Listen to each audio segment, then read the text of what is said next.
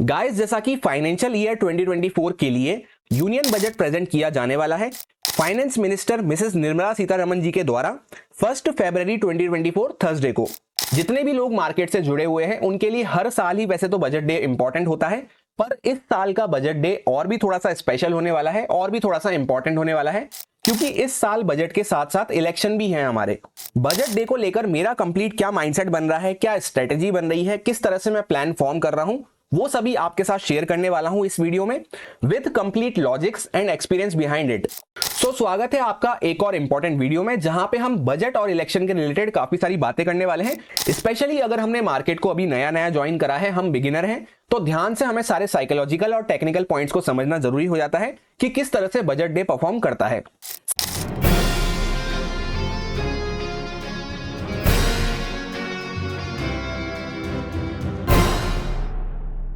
सबसे पहला and most important point, इस साल जो हमारा बजट होने वाला है 1 फरवरी को, ये फाइनल बजट नहीं है, ये एक इंटरिम बजट, जिसको हिंदी में अंतरिम बजट भी कहा जाता है, वो होने वाला है। जिस साल भी इलेक्शन होते हैं, नॉर्मल बजट की जगह वहां पे इंटरिम या फिर हिंदी में जिसको अंतरिम बजट कहते हैं, वो पेश किया जाता है। फिर एक बार इलेक्शन हो जाने के बाद जो भी सरकार बनती है वो अपना एक फाइनल बजट लेके आती है। पास्ट में जितने भी इलेक्शंस हुए हैं उन सालों में जो हमारा फाइनल बजट आया है वो जुलाई के मंथ में हमें देखने को मिलता है मोस्टली। इस तरह से दो बजट लाने के पीछे का मेन रीजन ये होता है क्योंकि लेट सपोज अगर सरकार हमारी चेंज होती है, गवर्नमेंट चेंज होती है, तो वो अपने हिसाब से बजट को प्लान आउट करती है। अब पास्ट में जितने भी इलेक्शन ईयर्स रहे हैं उनके इंटरिम बजट को हम चेकआउट करते हैं, तो मोस्टली ये देखने को मिला है कि सरकार जो रहती है, करंट सरकार जो रहती है, वो अपनी गद्दी को, अपनी कुर्सी को बचाए रखने के लिए ऐसा बजट देती है इंटरिम में जिससे कि सब खुश हो सके, सबके लिए पॉजिटिव बजट रह सके, हर टाइप के लोगों को वहां पे खुश किया जा सके, उस टाइप का बजट प्रेजेंट किया जाता है इंटरिम बजट में। I'm not going to play a spoil sport, but it is a matter of truth that the 1st February 24 budget that will be announced will just be a vote on account, because we are in an election mode. An election happens during the summer, the coming summer. So the budget that the government presents will just be able to, or would just be a budget to meet with the expenditure of the government till a new government comes to play. So, and that budget, following the British tradition, is called vote on account. So no spectacular announcements are made at that time. So you may have to wait till after the new government comes in. In July will be the next full budget, July 2024. So things have to wait till then. यानी कि mostly political centric रहता है interim budget rather than economic centric. पर अगर सरकार को इस बात पे कॉन्फिडेंस होगा कि वापस से वही जीतने वाले हैं, वही विन करने वाले हैं, वही सरकार कंटिन्यू रहेगी, तब जाके वो पॉलिटिकल सेंट्रिक के साथ साथ, यानी सब लोगों को खुश करते हुए, उसके साथ साथ इकोनॉमिक सेंट्रिक बजट भी पेश करेंगे। बजट स्पीच के दौरान हमें इस बात पे ध्यान रखना है कि कैपेक्स जो होता है, कैपिटल एक्सपेंडिचर का फिगर, वो क्या निकल के आ रहा है। अगर वो अच्छे अमाउंट का होता है कैपिटल एक्सपेंडिचर का फिगर, तो हम ये मान सकते हैं कि जो अभी करंट में सरकार चल रही है उसको कॉन्फिडेंस है अपने कंटिन्यूटी पे, यानी कि इलेक्शन आ रहे हैं, मतलब लोगों को तो खुश किया जाएगा ही, उसके साथ साथ अगर इकोनॉमी को भी खुश किया जाता है, कैपिटल एक्सपेंडिचर वगैरह, फिस्कल डेफिसिट किस तरह से परफॉर्म करता है, उसके लिए क्या स्टेप्स लिए जाते हैं, उन सब बातों पे भी अगर सरकार गौर कर रही है तो हम ये मान सकते हैं कि सरकार को कॉन्फिडेंस है कि वापस से वही जीतने वाली है। वैसे बाय द वे, आपका क्या विचार है, कौन सी गवर्नमेंट विन कर सकती है, कौन सी गवर्नमेंट पार्टी रूल कर सकती है, कमेंट करके जरूर बताना। अब हम लोग चार्ट पे आ चुके हैं। यहाँ पे हम ईयर 2019, जहां पे लास्ट बार इलेक्शन हमें देखने को मिले थे, उस टाइम पे इंटरिम बजट किस तरह से परफॉर्म किया था, उस दिन क्या मार्केट की हरकत रही थी, उसको हम डिस्कस करने वाले हैं। लेफ्ट का जो चार्ट आपको देखने को मिल रहा है ये निफ्टी 50 का चार्ट है, और वहीं पे राइट का जो आपको चार्ट देखने को मिल रहा है ये बैंक निफ्टी का चार्ट है। 1 फरवरी 19 ये डेट है। यहां पे आपको देखने को मिलेगा मार्केट हल्का सा गैप अप खुला, उसके बाद पूरा फर्स्ट हाफ एकदम साइडवेज रहा, फिर वहां से उसने ब्रेकआउट करा, तब एक अच्छा मोमेंटम हमें देखने को मिला, काफी अच्छे अमाउंट की वॉलिटिलिटी हमें देखने को मिली, फिर पूरी वॉलिटिलिटी को फेड करके कहीं ना कहीं मार्केट उसी लेवल के आसपास क्लोज कर दिया जहां पे ओपन हुआ था। ऐसा ही आपको बैंक निफ्टी के चार्ट में देखने को मिलेगा, मार्केट फ्लैट रहा फर्स्ट हाफ में, 12 बजे के आसपास ब्रेकआउट किया, ब्रेकआउट के बाद एक अच्छा मोमेंटम दिया, उसके बाद पूरा मोमेंटम यहां पे फेड आउट होता हुआ हमें नजर आ गया। अब नेक्स्ट चार्ट को हम चेकआउट कर रहे हैं, जहां पे ईयर 2019 में फाइनल बजट हमें देखने को मिला था, जो कि 5 जुलाई को आया था। जैसा मैंने आपसे कहा, मोस्टली जुलाई में हमें देखने को मिलता है फाइनल बजट, जब सरकार फाइनलाइज हो जाती है कि कौन सी सरकार रूल करने वाली है। तो ये 5 जुलाई का यहाँ पे चार्ट है 2019 का। लेफ्ट साइड निफ्टी 50 का चार्ट है, यहाँ पे आपको देखने को मिलेगा मार्केट में एक सेल ऑफ हमें देखने को मिला था। यानी कुछ ऐसा चेंजेस हुआ होगा जो निफ्टी 50 को वहां पे फेवर नहीं कर रहा होगा, तो वहां पे एक सेल ऑफ हमें देखने को मिला था। वेयर एज बैंक निफ्टी ऐसा है कि पूरा साइडवेज हमें देखने को मिला था, यानी बैंक निफ्टी में कोई भी चेंजेस हमें देखने को नहीं मिले, इस वजह से वहां पे ज्यादा कोई मोमेंटम भी हमें देखने को नहीं मिला। इस तरह से फाइनल बजट में कुछ चेंजेस किए जाते हैं, उस अकॉर्डिंग वहां पे मोमेंटम आता है। वैसे तो प्लान मेरा ये था कि आपको ईयर 2014, ईयर 2009 और ईयर 2004 जहां पे भी बार बार हमें इलेक्शन देखने को मिले हैं उसके सबके इंटरिम बजट और फाइनल बजट आपको दिखाए जाएं। पर हुआ क्या है, ईयर 2015 तक ही हमें लास्ट चार्ट अवेलेबल हैं। जितने भी 2-3 प्लेटफॉर्म पे मैं चार्ट देखता हूं वहां पे ईयर 2015 तक के ही लास्ट चार्ट अवेलेबल हैं, उसके पहले के चार्ट देखने को नहीं मिल रहे हैं। अब नेक्स्ट चार्ट्स पे हम आ चुके हैं जो कि हमें ईयर 2023 का बजट दिखा रहा है। यहाँ पे 1 फरवरी 2023 की हम बात कर रहे हैं। एक ही बजट हमें देखने को मिला था क्योंकि ये कोई इलेक्शन वाला साल नहीं था। अब ये लेफ्ट वाला जो चार्ट है यहाँ पे निफ्टी 50 का, फर्स्ट हाफ हमें पूरा साइडवेज देखने को मिला, उसके बाद जैसे ही उसका ब्रेकआउट हुआ तो एक बहुत अच्छा मोमेंटम हमें देखने को मिला अप साइड पे। फिर वहां से जब पूरा मोमेंटम फेड आउट हुआ तो एक अच्छे अमाउंट की हमें सेलिंग देखने को मिली। ऐसा ही हमें बैंक निफ्टी में देखने को मिल रहा है कि फर्स्ट हाफ पूरा साइडवेज हमें देखने को मिल रहा था, एकदम चॉपी। उसके बाद 12 बजे के बाद मार्केट में एक डायरेक्शनल मूव आया अप साइड का, उसके बाद पूरी यहां पे हमें नीचे के साइड का एक अच्छा मोमेंटम देखने को मिला।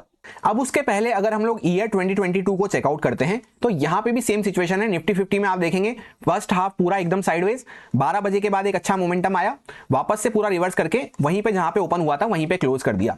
सेम ऐसा ही आपको बैंक निफ्टी में देखने को मिलेगा। फर्स्ट हाफ पूरा मार्केट कंसोलिडेट करता रहा, जैसे ही ब्रेकआउट या ब्रेकडाउन करता है मार्केट उसके बाद एक अच्छा मूव आता है 12 बजे के आसपास, फिर वापस से हमें ट्रेल करते हुए चलना जरूरी है क्योंकि कभी कभी मार्केट पूरा रिवर्स कर देता है।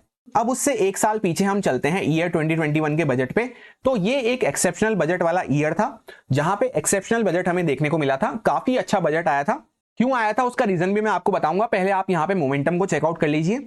लास्ट डे की क्लोजिंग से अगर हम इस वाले डे की क्लोजिंग को चेकआउट करेंगे, बजट डे की क्लोजिंग को, तो निफ्टी 50 ने ऑलमोस्ट यहां पे 4.5 से लेकर 5% के आसपास का मूव दिया था, यानी काफी अच्छा मार्केट ट्रेंडी बना रहा था।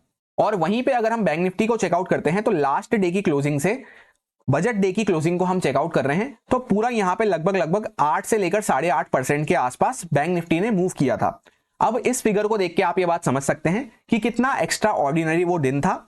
ऐसा एक्सेप्शनल बजट आने के पीछे का मेन रीजन ये था कि एक साल पहले जो 2020 ईयर आया था हमारा, उसमें हमें कोविड देखने को मिला था जहां पे इकोनॉमी काफी ज्यादा डैमेज हो चुकी थी हमारी। तो इकोनॉमी को वहां से रिवाइव करने के लिए बहुत अच्छे पॉजिटिव बजट को लाया गया था। काफी सारी अच्छी अनाउंसमेंट वहां पे की गई थी।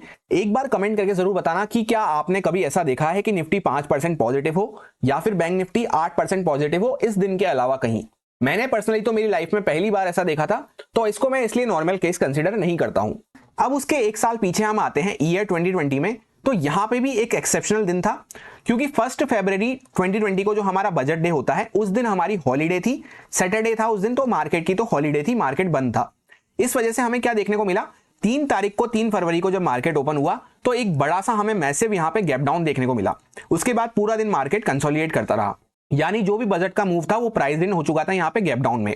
इसी तरह से सेम हमें बैंक निफ्टी में भी देखने को मिला कि एक बड़ा सा गैप डाउन होता हुआ नजर आया मार्केट। ऐसा इसलिए है क्योंकि बजट के जितने भी सेंटीमेंट थे, जितना भी बजट की वजह से मार्केट को रिएक्ट करना था, वो ऑलरेडी यहाँ पे गैप डाउन में प्राइस कवर हो चुका था। अब जैसा कि हमने पिछले 5 साल के बजट के डेटा को बैक टेस्ट कर लिया, उस डेटा को बैक टेस्ट करने के बाद क्या फाइनल कंक्लूजन निकल रहा है, क्या साइकोलॉजिकल पॉइंटर्स निकल रहे हैं और मेरा पर्सनल प्लान क्या बन रहा है, वो मैं आपके साथ शेयर करने वाला हूं।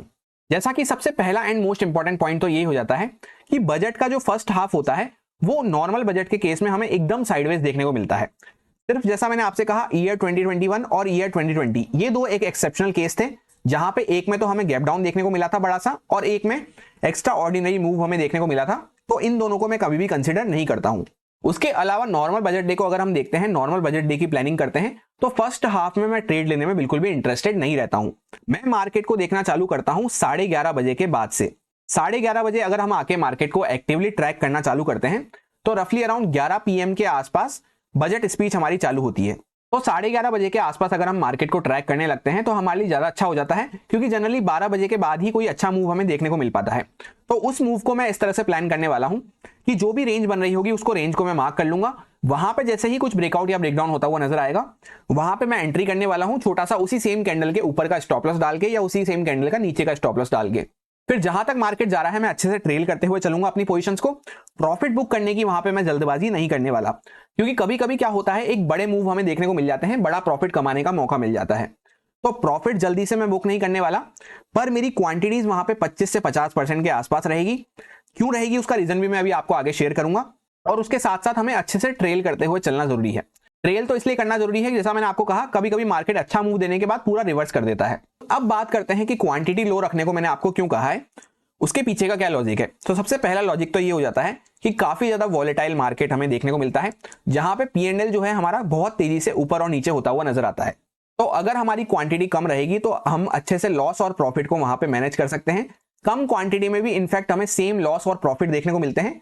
तो वहीं पे अगर हम नॉर्मल क्वांटिटी में काम करेंगे तो हमें बड़ा लॉस वहां पे फेस करना पड़ सकता है, और हमारे इमोशंस भी हमारे कंट्रोल में नहीं रहेंगे जब आंखों के सामने हमारा P&L बहुत ज्यादा ऊपर नीचे होता हुआ नजर आएगा। अब उसी के साथ साथ सेकंड रीजन ये हो जाता है क्वांटिटी कम रखने का, कि जो आईवी होती है मार्केट में, इंप्लाइड वॉलिटिलिटी जिसको कहते हैं, इवेंट की वजह से इंप्लाइड वॉलिटिलिटी काफी ज्यादा बढ़ जाती है। तो वहीं पे प्रीमियम का जो प्राइस है हमें काफी महंगा मिलता है। यानी जिस प्राइस में हमें 2 लॉट मिल जा रहे थे वहां पे हो सकता है एक ही लॉट हमें मिले। तो आईवी ज्यादा हो जाने से प्रीमियम एक्सपेंसिव हो जाते हैं। तो अगर हम सेम लॉट के साथ सेम क्वांटिटी के साथ काम करेंगे तो कैपिटल डिप्लॉय हमारा बहुत ज्यादा बढ़ जाता है। तो सिंपली अगर कैपिटल हमारा ज्यादा लगेगा तो वहां पे प्रॉफिट एंड लॉस बड़े बड़े होने के चांसेस बन जाते हैं। तो उसको मैनेज करने में भी क्वांटिटी हमें कम रखनी है। अब उसके बाद नेक्स्ट इंपॉर्टेंट पॉइंट की बात करते हैं। जैसा मैंने आपसे कहा, आईवी वहां पे बढ़ी हुई रहती है, प्रीमियम एक्सपेंसिव चल रहे होते हैं। तो आईवी बढ़ने के पीछे का रीजन हो जाता है इवेंट रिस्क। तो जैसे ही इवेंट खत्म होता है, यानी बजट की स्पीच वगैरह ओवर होती है, उसके बाद एक वॉलेटाइल मोमेंटम, हमें एक ट्रेंडी मोमेंटम देखने को मिलते हैं।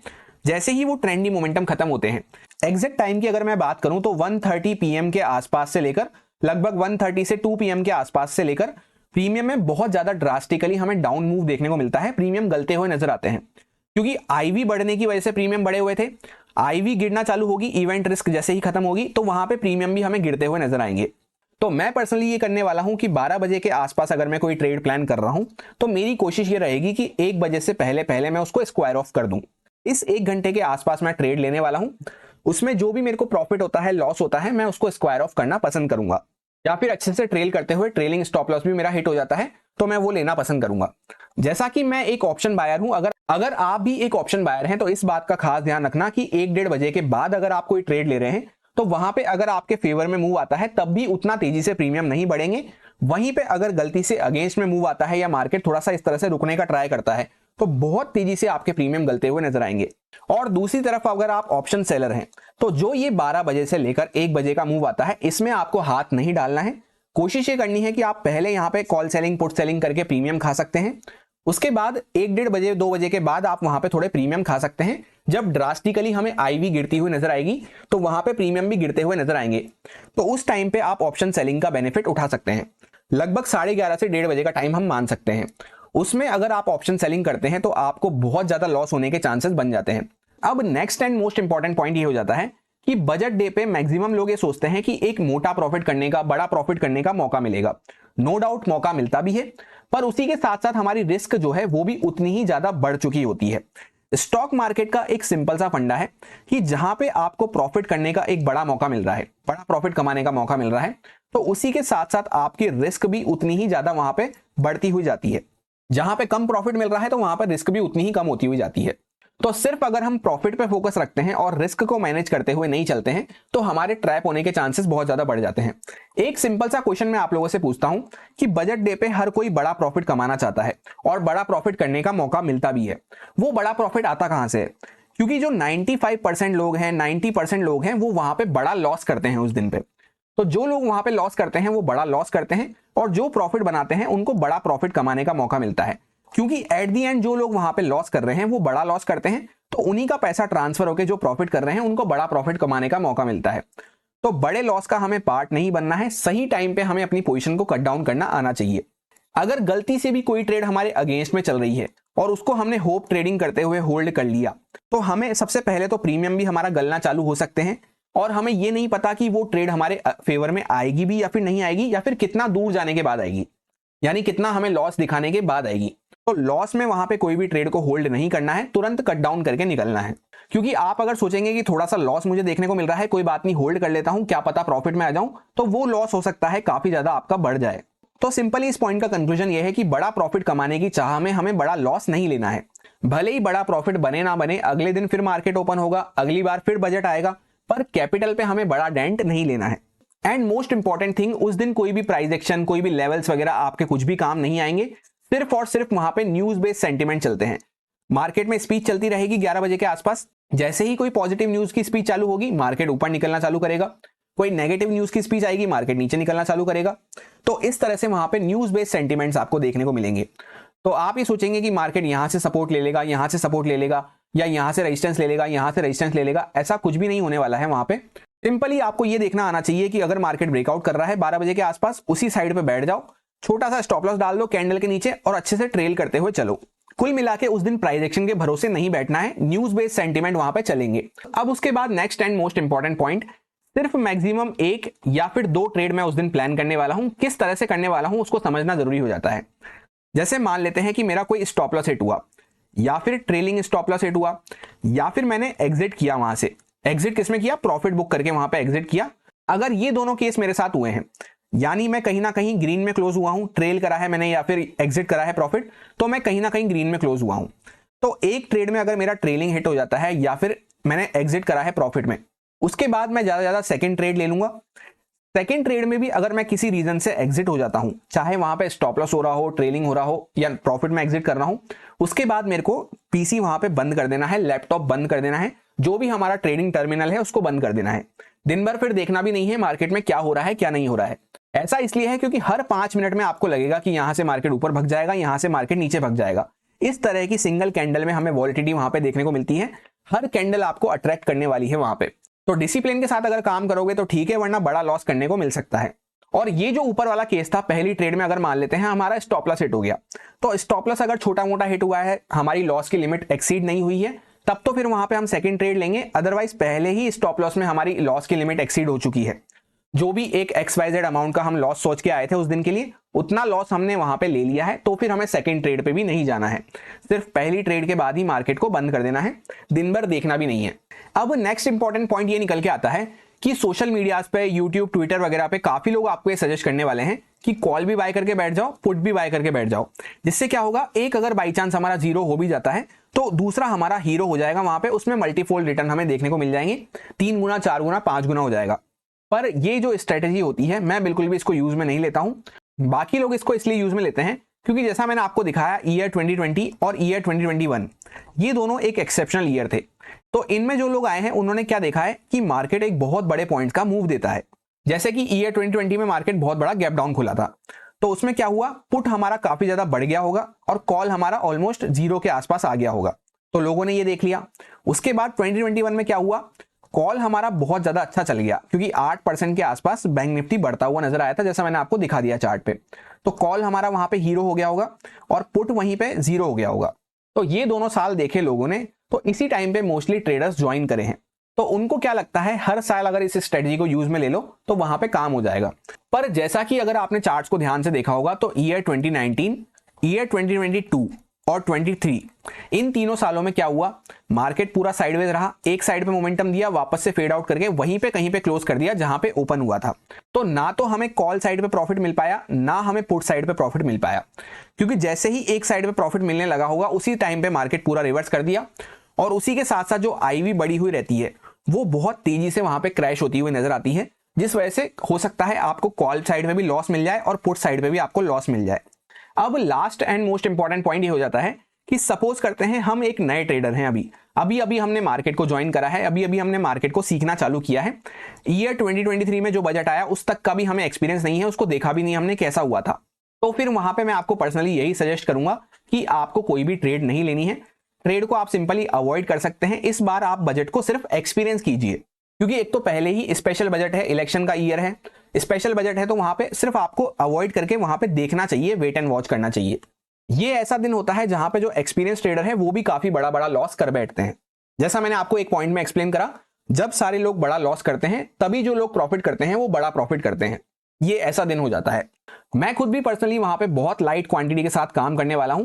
वैसे भी वो दिन कौन सा है, थर्सडे का दिन हमें देखने को मिल रहा है जहां पे निफ्टी 50 की एक्सपायरी होगी। तो एक्सपायरी का दिन तो आप जानते हैं पहले ही कितना वॉलेटाइल रहता है, उसमें भी बजट डे अलग है। बजट डे भी कौन सा, स्पेशल ईयर वाला बजट है, इलेक्शन का ईयर है। तो ये सारी बातों को ध्यान में रखते हुए मैं खुद भी पर्सनली बहुत लाइट क्वांटिटी के साथ उसमें काम करने वाला हूं। लाइट क्वांटिटी रखते हैं तो लाइट क्वांटिटी से ही प्रॉफिट बनना होगा तो भी बन जाएगा, अच्छे से उसको ट्रेल करते हुए चलेंगे, बड़ा मोमेंटम कैप्चर करने की कोशिश करेंगे, और लॉस होना हुआ तो भी वहां पे लिमिट में रहेगा। आपके क्या विचार बन रहे हैं बजट को लेकर, किस तरह से आप अपना दिन प्लान कर रहे हैं, कमेंट करके जरूर बताना। ये वीडियो अच्छा लगा हो तो लाइक एंड कमेंट करके अप्रिशिएट कर सकते हैं, कुछ आपका फीडबैक हो तो वो भी आप कमेंट करके दे सकते हैं। आई विश कि आपका बजट डे बहुत अच्छा जाए, आपकी सारी ट्रेड्स ग्रीन में क्लोज हो। कमेंट्स में ग्रीन हार्ट स्पैम करते हुए जरूर जाना एक पॉजिटिविटी के लिए। मिलते हैं किसी नेक्स्ट वीडियो में, थैंक यू।